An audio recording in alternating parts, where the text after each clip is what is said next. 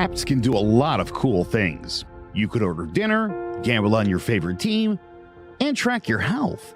You could even get a mortgage. One click and you can be approved. I'm not sure by who or what country they're in. You deserve more from the mortgage industry. At AnyMac Home Mortgage, we believe in the need for live human interaction during a very complex process. The kind of service and guidance which an app simply can't provide. Our customers are more than credit scores and income documents. They're individuals and families who live in and strengthen our communities. Their story is our story, and that story begins in a home. Chris Sawyer is an expert on providing superior customer service and in meeting the mortgage needs of current and future home buyers. With over 18 years of experience in the industry, Chris is able to help customers migrate through the home buying and home financing process by using his wealth of knowledge as a well-qualified mortgage professional. And best of all, Chris is located in Cromwell, Connecticut, where he has helped hundreds of clients in Connecticut, Massachusetts, and Rhode Island make their dreams of home ownership a reality.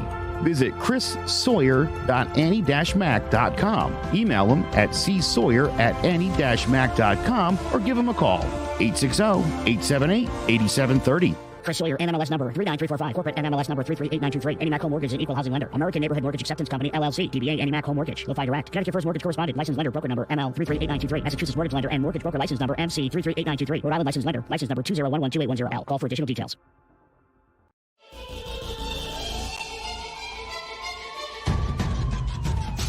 Throwing jabs, always full send. Here we go again. Jared, Joe, and Jay's Clover Crest, top three corner men. Punching in with a puncher's chance, we find a way to win. The main event, lock it in. Every Saturday at 10. The overhand is out of hand when it comes to fisticuffs. Slide a hand on the undercard, you'll never see the punch. Uppercut, got you missing weight, feet are stepping late. Keep your guard up, feeling faint from a feint. Take a stand and eight, then retaliate. Put up your duke, stick and move, bob and weave. Don't lose hope against the ropes, there's always an escape. Never stay down. One more round, bells ringing. Counter punch with your chin tucked and go down swinging. We bringing crosses with no worship, hooks with no verses, combinations with no locks. When you feel the flurry, it's curtains. From scrub scraps to fight stats, relax if you want the facts, cause the best combat podcast is throwing jabs.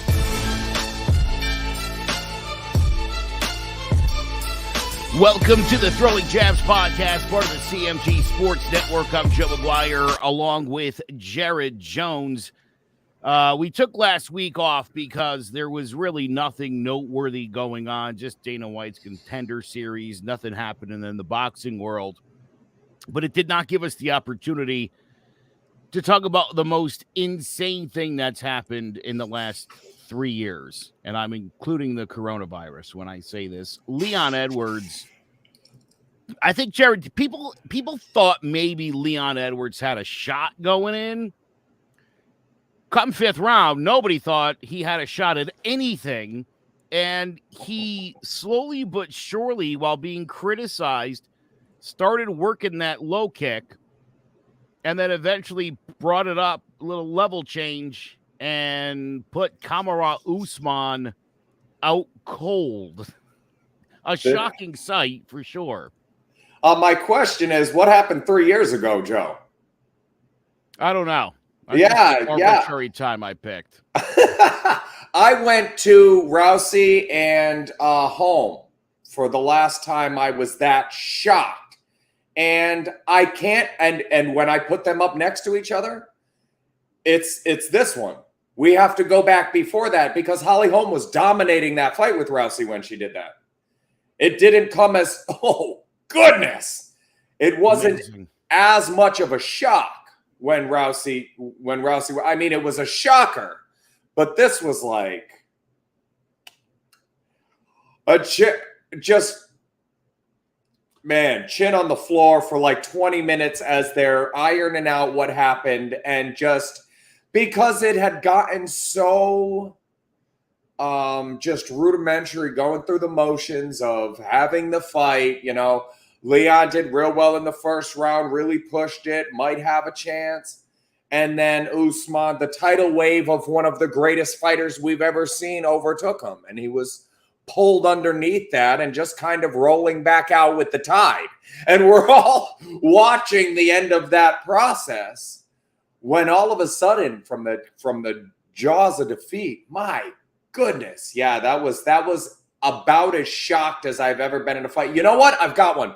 Ebo Elder come up 2 weight classes on late notice and knocked out Courtney Burton in the last round of a fight. He was probably down like 8-3. And that's the last time I was this shocked, because it was the smaller guy and the punches weren't having an effect. And then all of a sudden they did. That's the last time this was as shocking as my man Alex Proust said. This is as shocking as you're ever going to see in a fight. Well, again, you mentioned Holmes Rousey, right? And Holmes just right from the jump seemed like she had her number. And this will, again, he got off to a nice start. Edwards got to take down. People were thrilled. And then 2, 3, 4, and most of 5, it was like, oh, yeah, Usman is just so much better. I had, just before that kick to his face, I was as sure he was going to win as I was that Pat Barry was going to knock out Czech Congo. Right up until he didn't. What were the live odds right then, right before the knockout happened? The live odds had to be off the wall. That's a really good question. And I have a better one. I've got a better one since Ebo Elder, since a couple of my people are watching the show. How about a one Justin Buju Hayes knocking out a kid named Jared Jones at Scraps 34 might have been. Because I dominated all 3 rounds of the fight. It was an obvious 30-27 type of bout with this kid about my size who'd been chasing me and all this aggression, and such a tough kid. I was like, okay, let's trade a few shots. And the shock and awe among the crowd when I hit the ground and then couldn't beat the count. Nobody said anything. There was this dead silence of just shock, just like that. It was just like that. So dominant. We all know what's happening. We all know what's going to happen. I should have went to bed 10 or 15 minutes ago, and then all the lights come on. That was except for the ones in Kamaru Usman, because those all turned off. Yeah. Isn't that truly, though, the beauty of this sport?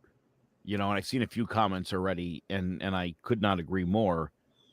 The idea that, my God, Edwards' corner was screaming at him after 3, 4, and 5. Like, what? Not after 5. After 5, it was a different yelling. But asking him, like, what's up, dude? Are you just happy to be here?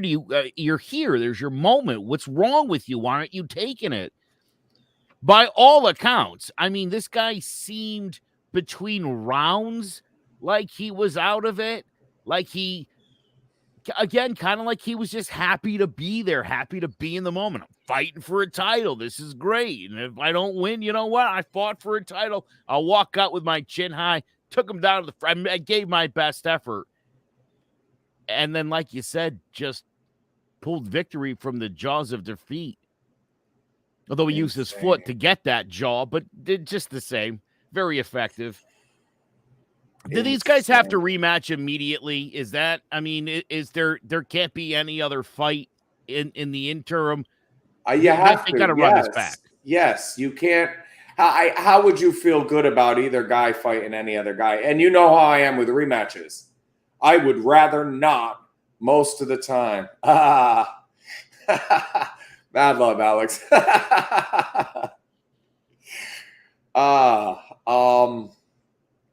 True.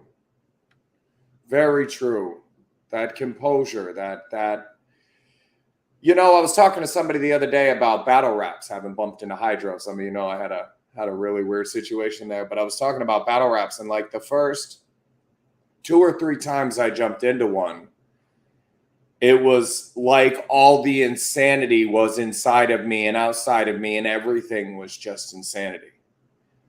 And then after a while, I started to find this place where it was just me. Like I know my lyrics.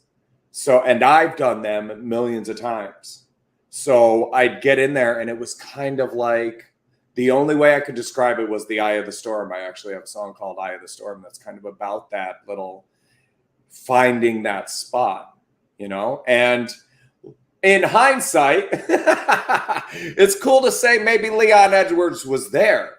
He was feeling it. He was vibing it. He was right in the eye of the storm. So all that chaos around him was like, nah, I'm doing something. I think I got this. And he did. Yeah. So were they looking maybe to aim for February at Wembley Stadium? I want to ask you this, though, Jared, before we go any further. We've talked a lot about guys getting knocked out. We talked a lot about, Alistair Overeem, for one, who's gotten knocked out so many times in his career. But again, just the idea Chuck Liddell got knocked out, right, and suddenly a strong wind could take the guy down. After Tony Ferguson took the beating of a lifetime from Justin Gaethje, Khabib Nurmagomedov, and I just saw this recently, said he was concerned that Tony Ferguson might not come back from that beating, and that sometimes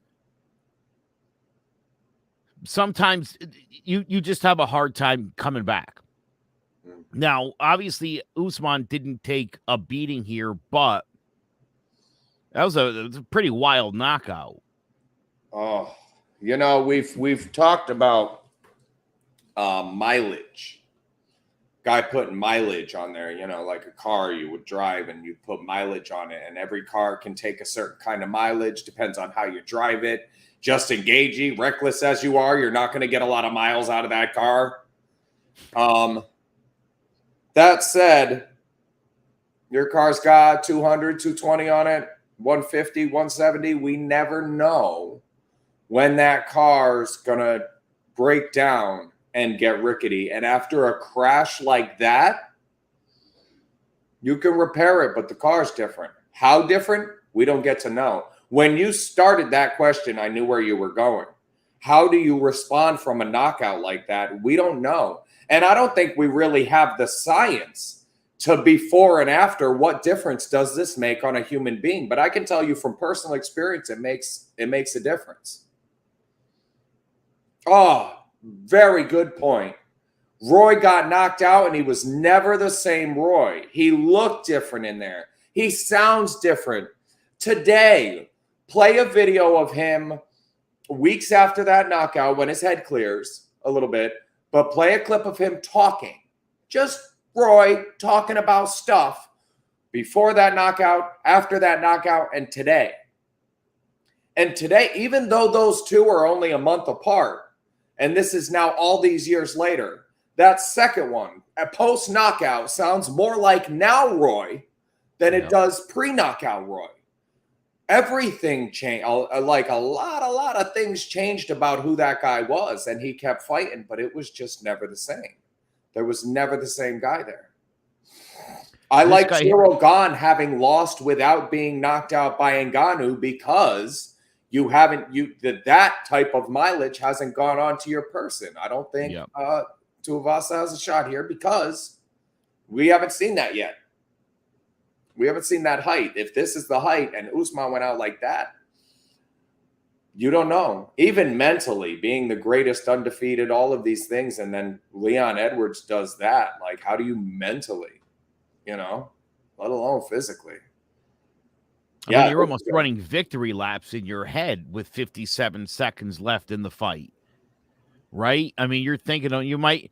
I don't know. I mean, I've never been in a fight like that before, but you're looking up at the clock, the crowd's cheering, your time is running down. Maybe you're thinking about, if you're Khabib, a steak and a Coke, Yeah. My kid's in the crowd. Am I gonna bring her in? What am I? You know what I mean? All of a sudden you're out cold. That's why I say the Buju fight. There was, I think, 15 seconds left. Like it was almost a Saved by the Bell moment, because I knew when I was trying to get up, if I beat this count, it's a draw. I won 2 rounds. I got knocked down in the third. If I can just stand up, Jared, just stand up and get your feet under you, and it's a draw. And that's why I compare it to that, because it was just like that. I'm walking through it. Okay, Butcher, you want to trade a few? Yeah, bad idea. Oh, there's a good one. St. Pierre Serra, there's a good shocker. Oh my God. Mileage is real. Nice. I said a kid with 25 scrub scraps who finished 12-12 with 12 knockouts. The mileage is real. Yes, sir. Whew. Yeah, this definitely is reminiscent of St. Pierre Serra. I would say that for sure. I guess my thought is, but it didn't go 5 rounds. It wasn't that falling asleep at the end of the fight moment when it happened. It was, right. Just ding. Oh, wrong guy fell asleep. It's hard to find another fight that compares to this one that you go back to and go, oh yeah, I remember that. I remember that knockout in the last minute of the 5th round where the champion lost his belt and had dominated almost the entire fight. Give me one more of those. This might be it, bro. When I saw it, I thought, this is it. This is as shocked as I've ever been watching an MMA fight. Ebo Elder in boxing comes close, and that's 20-some years ago. I guess there's just something about that welterweight division, boy. When you're the man, it's only one way to take you down. But congratulations, boy, Leon Edwards, man. Just again, as everybody said, just to keep at it. There's times in this fight too where he could have been finished. Oh, yeah, absolutely. Usman was fighting that well in the 2nd, 3rd, and 4th, and again, even for parts of the 5th. Gosh, you live by the high kick, you die by the high kick, right? Yeah. Oh boy. Well, yeah. What a fight! What a moment! And kudos to whoever that is in the stands with their phone. Yes. 5 rounds in, and that level of excitement, which was very low at the time. Let's be honest. And you caught that. Bravo. Oh, it's a nice one. Talk about snatching victory from the jaws of defeat, getting beat up and knocks him out in the 13th. Rocky Marciano over Jersey Joe Wolcott. I'm going to let these guys have some love on the airwaves too. Alex and Will. Throw it up there for you guys. We love yous. My guys. All right. There was another big fight last weekend as well, or the weekend before that, I should say. This one I don't think was as surprising, at least not for you and I. Oleksandr Usyk. He wins by split decision, Jared. The referee, the third judge, the British judge, scored it for Joshua. Which was insane and completely unnecessary. And then apologized afterwards, which I'd never seen before. Apparently the judge was like, I just like Joshua a lot. Oh, thought if I thought it happened, that maybe I could have convinced you all that it happened. But, outside of that 9th round, outside of that 9th, I mean, to me, I had this one 9-3. I think you could be generous and say 8-4. I'd seen 7-5. I'll argue 3 of those rounds if you want to say 7-5. I thought Usyk. Again, listen, Anthony Joshua was a good fighter. Mm-hmm. Even after this fight. I say the same thing about Deontay Wilder. Like that, obviously that Wilder-Joshua fight, they're going to get $100 each for it now instead of $100 million, but this is still an upper echelon fighter. Oleksandr Usyk is on another level. The inability of Anthony Joshua to use the size to be able to dictate this fight against a smaller guy. It's like only one of them, not to interrupt you, it's like only one of them knew that that's what had to happen. It's like Usyk knew that was the way to lose the fight, but Joshua didn't know that was the way to win the fight.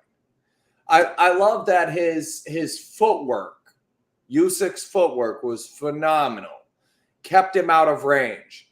But if Joshua's just trying, I see it all the time. Guys, they call it following. The announcers say sometimes he's following as opposed to cutting off the ring. Where one step back toward the center of the ring keys your opponent back up against the wall where you're trying to put him. And yeah, the game plan and execution of said game plan by Usyk was, again, brilliant performance. Like Mike Tyson says, everyone has a plan till they get punched in the face. Look, Usyk, this guy's a great fighter. You've been a big Usyk guy for way long now. My concern about Usyk, and the one thing I question, especially if there's a fight coming up with Tyson Fury, it's the same thing I brought up with guys like Devin Haney and Shakur Stevenson. If I don't see like a 90% of your wins being knockouts, I feel like you don't have enough power. And I think when you get into a fight with, and I talked to Tony about this, because Tony thinks Usyk can beat Tyson Fury. And I'm like, really? Because, Fury uses the body so well, and he's as good a boxer as Usyk. And I know Tyson Fury can knock a dude out. I know Usyk can outbox most people. He's got a great endurance and stamina. My concern is, does Tyson Fury bully this guy and drop him? That's what Joshua needed to do. And couldn't. This is exactly what I was saying. Kept Joshua in the center of the ring, entire fight, masterpiece. And it looked like only one of them knew that Joshua needed to use his size and volume punching and push him into a corner. And all of that said, that's not how Joshua fights. Joshua's been able to outbox everybody on the list up till now. Even Ruiz, he was outboxing. Let's be honest. He has one style. He's been able to use that style and win all his fights. Now he had to adapt that style and was unable to.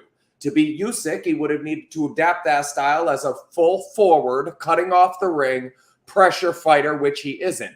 Problem is, Tyson Fury is that, and he's about 40 pounds and a foot bigger than Usyk. And when he starts using that stuff, there's no, I'll outbox Brett.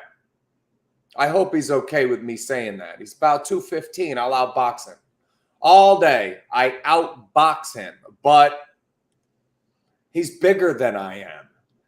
And if push comes to shove and we really fight each other, Brett probably wins that fight, even though I could outbox him.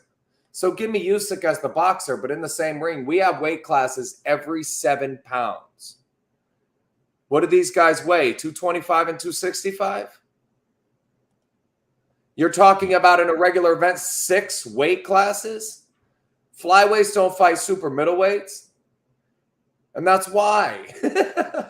Because when you get to the top of the game, the weight matters. I've beat guys over 300 pounds, but it didn't matter because we're not at the top of the game. The skill level is going to make that much of a difference. This high in the game and that big of a size disparity, I don't think the skill level can make the difference. Even though I give the edge to Usyk, Fury mauls him like a bear. And how do you survive that? I have to share this. I saw this morning, and I was in stitches. Give me a second. Let me get this thing queued up. If you haven't seen this. 1 second. Here. Yes. Brett is one of the top 4 or 5 guys we've ever had there.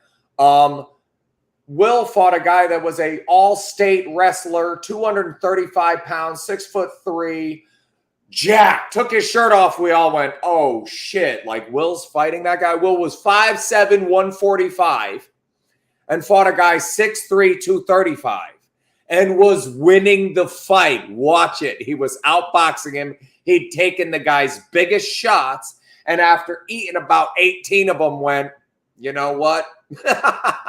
He started to get a little light on his feet. Honestly, if it hadn't happened the way it did, I was close to stopping it anyways. But Will look like if the fight goes the distance, he wins it. He wins that fight. It was amazing. But yeah, It's too big of a disparity. You can't cover 90 pounds at 145. No matter how good you are and how tough you are, if the other guy can fight a little bit, and he could, he just was the machine gun, he was tiring. But yeah, the difference, there was too much of a disparity for Will to overcome. Tyson Fury called out both Oleksandr Usyk and then took some shots at Anthony Joshua. This cracked me up. I've watched it like 4 times. I want to share it with you guys. Oh, I can't believe that AJ has gone and give Ukraine all the heavyweight belts back after all my hard work of relieving them. You big useless dosser. You've let a little steroid man come up from middleweight and set about you and take all your belts. But he's going to have to take a real British Lancaster bomber like me to go and relieve the useless little steadhead of the belts and get them back to Britain. You useless dossers. Honestly, bring them to me. The Gypsy King, bring them to me. And I'll put them in the place. I'll relieve them of the belts again. Tell me he's just not the best. I just love that guy. Everything you want in a heavyweight champion, I feel like. Well, and a guy, like I've said on past shows, that I wouldn't tie anybody into. And I've said maybe, I've been kind of wishy-washy. I'm there now. There is not another fighter in the history of this game that I want to get the number 1 overall draft pick, any boxer in the history of the game. Give me Tyson Fury. He's new. He's big. He does all the new stuff, all the high techs we didn't have back in the day. Yep. And there'll be boxing people that want to argue, guys, that were like 190 pounds when they were full grown and had to pack it on to get to heavyweight just to have bigger fights. There aren't a lot of arguments based on this guy's size and structure and skill level. What are the arguments? Young Foreman? Holyfield beat Foreman. He was 215. Foreman was 255. But I think, as they said in Coming to America, George Foreman was 55 years old. So it's, again, I mean, you're talking about in his prime Tyson Fury. You're talking about, George 2, the second rendition. I get what Tony's saying here, and I know he loves Usyk. I like this from Alex. He better take his opponent seriously. I will say this. I think that was 100% serious by Fury. I think we take it as funny, but that guy's an insane person in a really good way. Somebody else, who said it in here before? Because I did want to hit this. Yeah, Alex brought this up. Joshua's rant after his loss was really disappointing to me. He for sure has lost me as a fan. Jeez. Yeah, Alex, in the immediate aftermath, Joshua tossed a couple of the belts to the ground, had a little flip out. I don't know if you saw the press conference yesterday. I hope Alex did. Jared, I don't know if you did, but I watched his press conference the next day, and I got to tell you, Anthony Joshua apologized. Talked about how stupid he felt in the moment. He was embarrassed, said the stupid things he said, and immediately regretted it. And he looked everybody dead square in the eyes. He said it like a man. He took all the responsibility and apologized, and talked about even what he meant to say. Basically just that he believes in himself. He's not too down. And then said some really nice things about Usyk and Ukraine and realized the moment was bigger than him. It's a loss. He's had losses before. They don't have to ruin you, and that was a big part of the press conference the next day. I hope you check that out, Alex, because I thought that was cool. And again, you reeled it back in. There was actually a comment. I can't remember who the 2 fighters were. Tony always clears me up when I get these. I'm not sure who the 2 fighters were. Yeah. But he made mention of some heavyweights back in the day where one of them had been interviewed at like 60 years old or something. And it's who's the hardest puncher in the history of the game that you ever fought.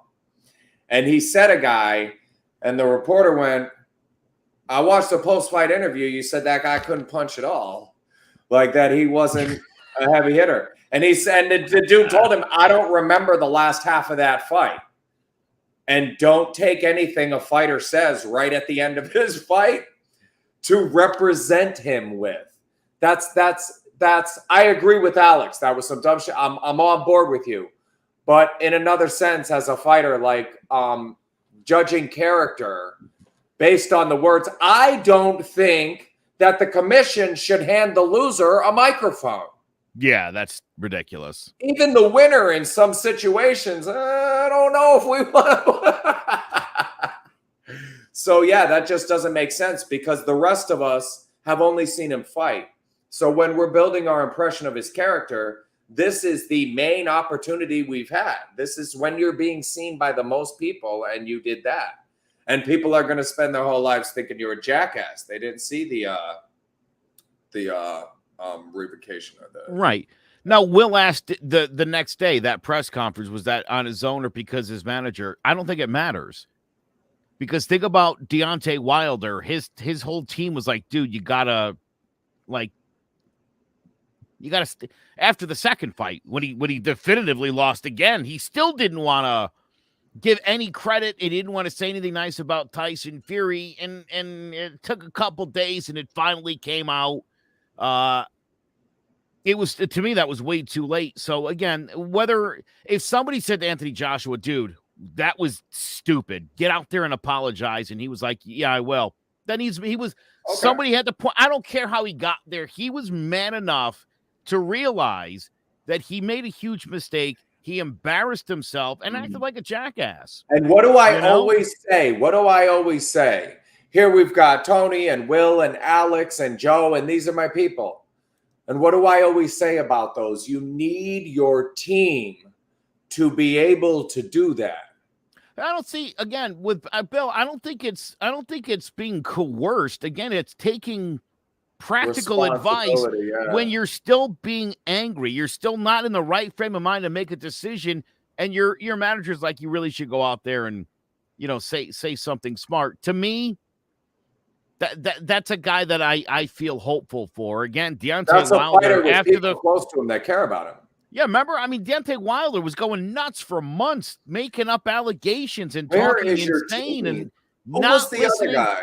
Right, dude. He wouldn't listen to anybody around him. There's another one of those from a few months ago where I was just like, where are the people?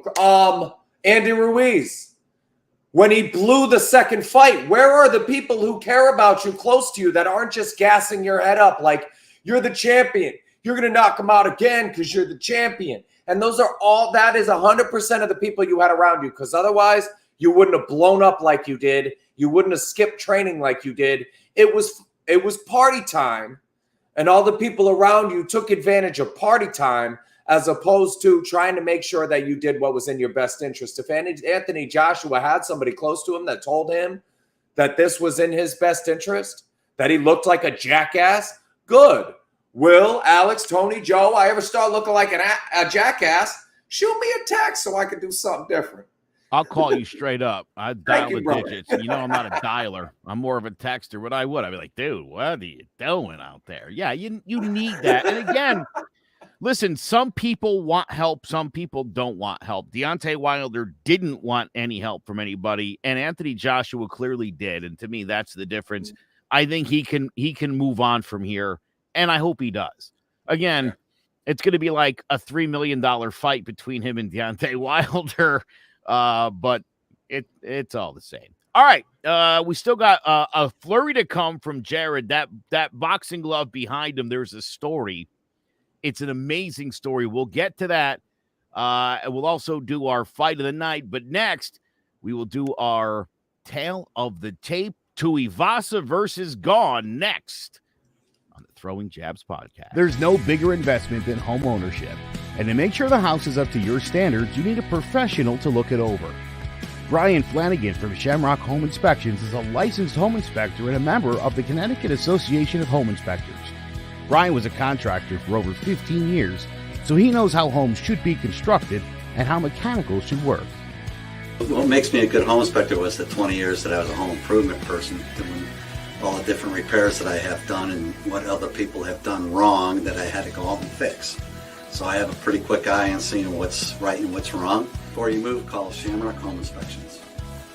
Before you make the biggest investment of your life, call Brian Flanagan from Shamrock Home Inspections at 860-268-2566 or visit shamrockhomeinspectionct.com. Tonight, live from Paris, France, it's UFC Fight Night 209 featuring a heavyweight bout in the main event between Tai Tuivasa and Ciryl Gane. Let's break it down. Tai Tuivasa is 29 years old. He's 6'2" with a 75-inch reach and a record of 14-3 with 13 knockouts. From Sydney, Australia, he was originally drawn to rugby, getting signed to a professional club in 2010, though he later gave up the sport in 2012 in favor of mixed martial arts and boxing. He made his mixed martial arts debut in July of 2012 with a first-round TKO and compiled records of 5-2 and 14-2 in boxing and kickboxing, respectively, before turning his attention solely to MMA in 2016.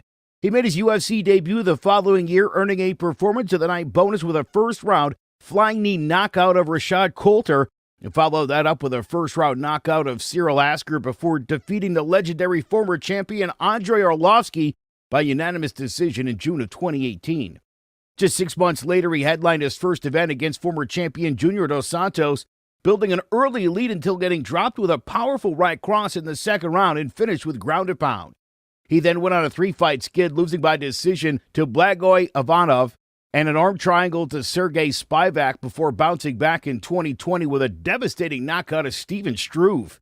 He followed it up with a 49-second blowout of Henry Hunsucker and then took on Greg Hardy, earning another Performance of the Night bonus when 1 minute into the first round he caught Hardy rushing in, knocking him out with an explosive right cross left hook combo. 5 months later, he knocked out Augusto Sakai in 2 rounds, and in February of 2022, he took on the always dangerous Derek Lewis, surviving 2 takedowns and several powerful blows before earning his 3rd straight Performance of the Night with a thunderous elbow to Lewis's jaw, knocking him out cold. A hard-hitting pressure fighter, Tuivasa uses a combination of feints and chopping leg kicks to set up his shots and possesses devastating one-punch knockout power in both hands. Ciryl Gane is 32 years old. He's 6'5" with an 81-inch reach and a record of 10-1 with 4 knockouts and 3 submissions. From La Roche-sur-Yon, France, Gane got into martial arts in his early 20s, making his professional kickboxing debut in 2016, winning the AFMT Muay Thai heavyweight title with a second-round knockout of Jeremy Jean.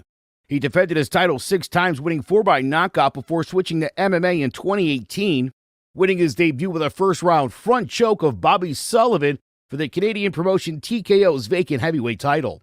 He defended it twice with a second-round knockout of Adam Daiska and a first-round TKO of Royer Sosa.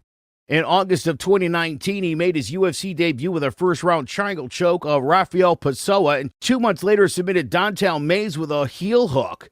He closed out 2019 with a dominant decision over Tanner Boser. However, he did not fight again for a year, as 3 fights that were set fell through due to his opponents and himself getting injured or training. He returned in December of 2020, taking on UFC legend Junior Dos Santos, and despite the disparity in experience, he put on a dominant performance, forcing Dos Santos against the cage, dropping him with an elbow and stopping him with ground and pound.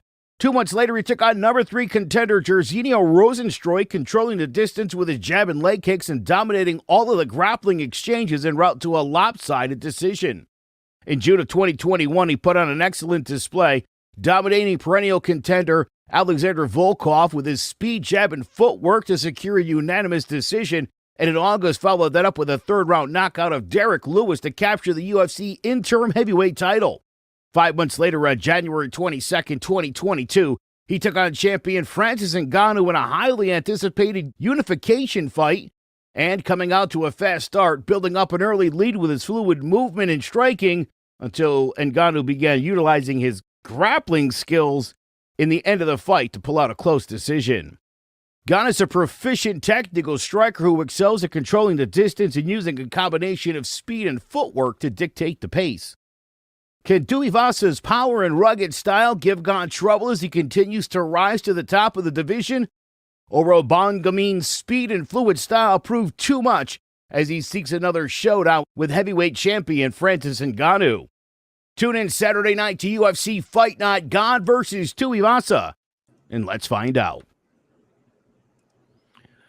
All right, Jared, did you like, by the way, I acted shocked in the voiceover when I said that he had wrestling skills? Yeah, that was something else.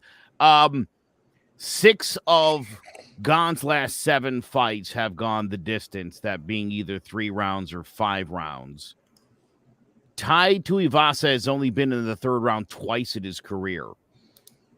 And my thought is, if Cyril Gane stays on his horse the whole time, doing what he does, all he's got to do is not get knocked out by Tai Tuivasa, who I can't imagine wouldn't be completely gassed by the 3rd round. I can't see this guy surviving championship rounds against someone as amazingly athletic as Cyril Gane. If Tai Tuivasa has any chance, it's going to happen in the 1st or 2nd round. If you're in the 3rd round watching this fight tonight, and you're trying to bet the live odds, going Gane. Yeah. That's the way I see this fight. I like Tai Tuivasa. I don't think he gets enough credit for being a pretty good fighter. I just don't think he's in the league of Cyril Gane. And again, I think this is going to come down to endurance. There's no reason for, just looking at the way Cyril Gane fought against Ngannou, I'm going to assume he's going to fight a similar fight against a guy with tremendous knockout power, not get knocked out. But I just think the stamina is going to be the difference here. He's going to be able to, especially later in this fight, take Tuivasa apart. Well, no shoey for the Tui tonight is what I'm saying. No shoey for Tui. Nice. I like dynasty fantasy football better than the 1-year leagues, and this guy is why. A Cyril Gane, Justin Gaethje, who I caught in like his 4th fight and was like, this is UFC, all over it. I love having the guys. It's one of my favorite parts of this podcast is those 5 people I pulled out on the first show and said, here they are, Savannah March next week. Cyril Gane. Now the second part, Cyril Gane. Windows. It's about closing those windows. When you shoot, you leave a window open. When you punch, windows. Right? So we shut our shoulders up, chin down. We close all those windows and try to leave as little possibility of getting knocked out. When you say he won, and it's 4 out of the last 6 by decision, he stopped Lewis and Dos Santos. But when you say that, I look at that list as opposed to, he's not knocking anybody out. Alexander Volkov. You outpointed Volkov. Rosenstruck didn't find that window I'm talking about in 15 minutes of game time. You know what I'm saying? At the end of the day, it's like, how does Tui find that?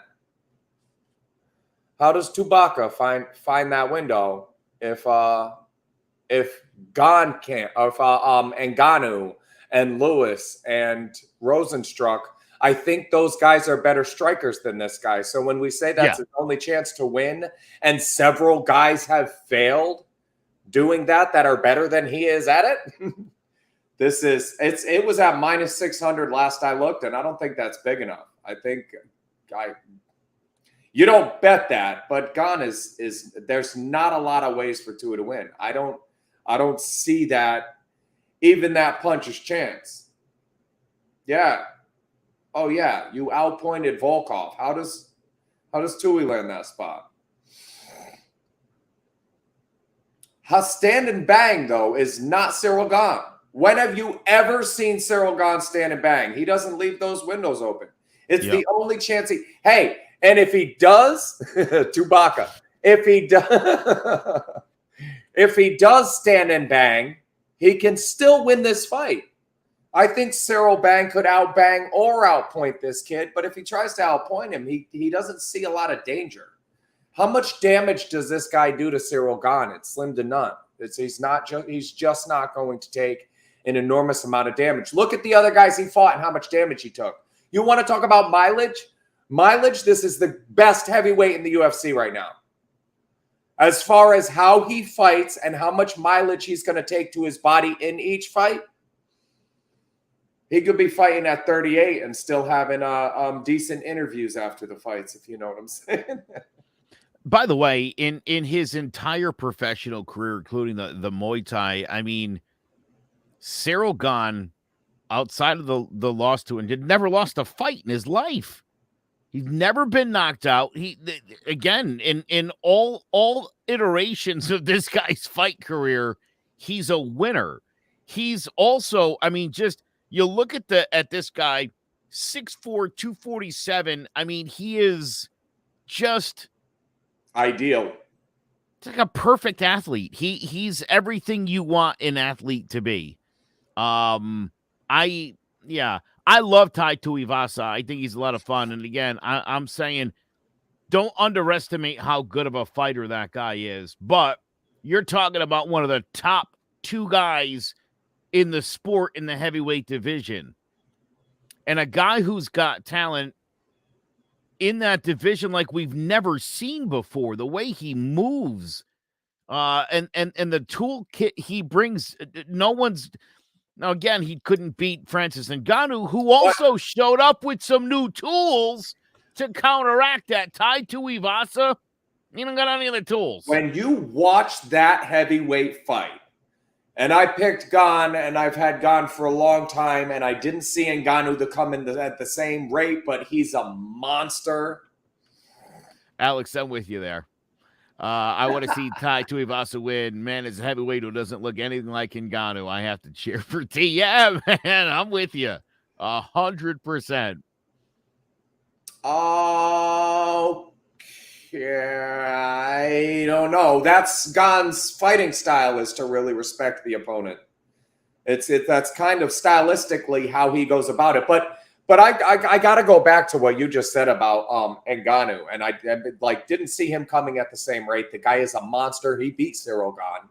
But you watch that fight, it's unlike any other heavyweight fight that we have ever seen in the history of the UFC. We are there with these two guys. They could fight one another 5 times. Who's Ngannou fighting?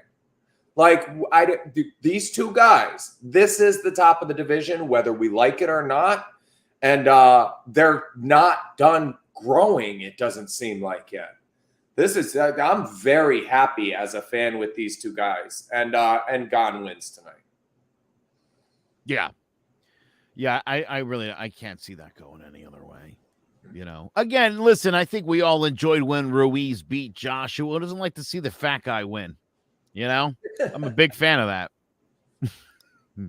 The 1993 Philadelphia Phillies, bunch of fat bastards. One of my favorite teams of all time. It's all right. So. We love it. We love it. And we joke, too, because we love it. Yesterday, Joe said, Jason's shut down from the podcast for a little while, but he's got to switch jobs and stuff, and then he'll be back up and running. And I said, I don't know if he'll be running, Joe. Yeah, poor choice of words. But, yeah, we love the big guys. Let's go, Tui. No shoey for Tui. No shoey for Tui. That is for sure for tonight. Do you have a fight of the night? Because I know I do. Go ahead. As much as I'm looking forward to this great fight between Gane and Tuivasa, my man Marvin Vettori getting back at it against another one of my favorites, Robert Whittaker. One of these guys, I assume, factors in somewhere down the line, probably for another title shot against Israel Adesanya, assuming he wins his next fight against Alex Peraza. So we shall see. What's your fight of the night? I like Hammenegger. Stephanie Hammenegger. Ellen Perez is who she's fighting. She's a good fighter, though. She's good. She's good. She's a pressure fighter. Hammenegger for the win. I love it. All right. Well, also leading off the show at noon, so it's the first fight. Oh, cool. All right. I like that. Well, that's going to do it for this week's show, except for Jared's got a flurry he's going to have to explain here in a hot minute. Make sure you follow us on Facebook. We're on the YouTube. You can go to clovercrestmedia.com/Throwing Jabs podcast. All right, Jared, do what you do, man. Take it away. It's time for the flurry. My good friend John Iceman Scully, former light heavyweight contender, does auctions on his Facebook where he has memorabilia that the fighters he's in touch with sign things or do pictures, autographs, and then he sells them to the fans, auctions them off on his Facebook, and uses the proceeds to fight to help retired boxers that are in need, whether they're dealing with brain trauma or just whether they're dealing with financial troubles, whatever it is. So I know some of you know I took a 23andMe a few years back and found out that I'm almost half black, but I spent my entire life thinking that my father was full-blood Native American, as he did, and his father before him, full-blood Native American. So I got a Native name when I was born. I had short, almost orange hair, and I was less than 5 ounces, being a twin. So my father gave me the Native name Little Red based on those things. And when I saw that John Scully was raising money for Little Red to go to the Boxing Hall of Fame because he's fallen on some hardship, and that the thing he was auctioning off was going to buy the plane ticket, I had to have my wife tell me to take the glove. To be perfectly honest, I thought it was cool that I would buy a plane ticket for Danny Lopez, who is Little Red, who is where I got my native name from. I thought that would be a cool thing. I ended up getting the glove. There's Michael Nunn, it's Reggie Johnson, James Toney is down there at the bottom, Michael Spinks.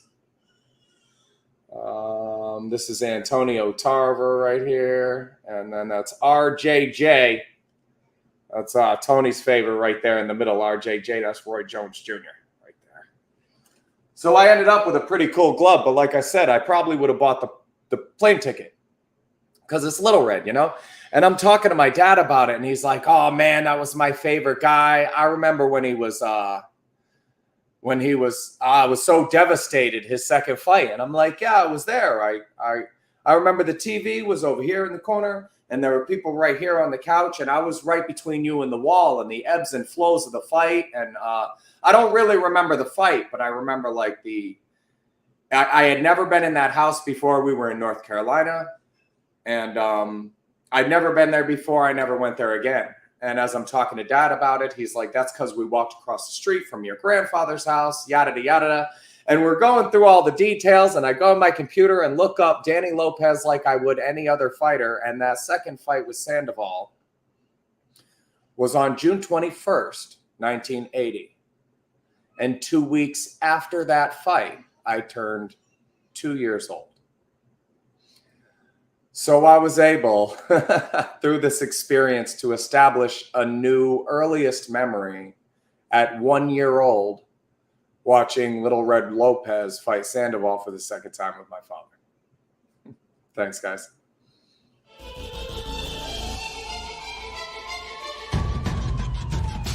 Throwing jabs, always full send. Here we go again. Jared, Joe, and Jay's Clovercrest, top 3 corner man. Punching in with a puncher's chance. We find a way to win. The main event, locked it in. Every Saturday at 10. The overhand is out of hand when it comes to fisticuffs. Slide a hand on the undercard, you'll never see the punch. Uppercut, got you missing weight. Feet are stepping late. Keep your guard up, feeling faint. From a feint, take a stand and eight. Then retaliate. Put up your duke, stick and move. Bob and weave. Don't lose hope against the ropes. There's always an escape. Never stay down. One more round. Bells ringing. Counter punch with your chin tucked and go down swinging. We bringing crosses with no worship, hooks with no verses, combinations with no locks. When you feel the flurry, it's curtains. From scrub scraps to fight stats, relax if you want the facts, cause the best combat podcast is Throwing Jabs.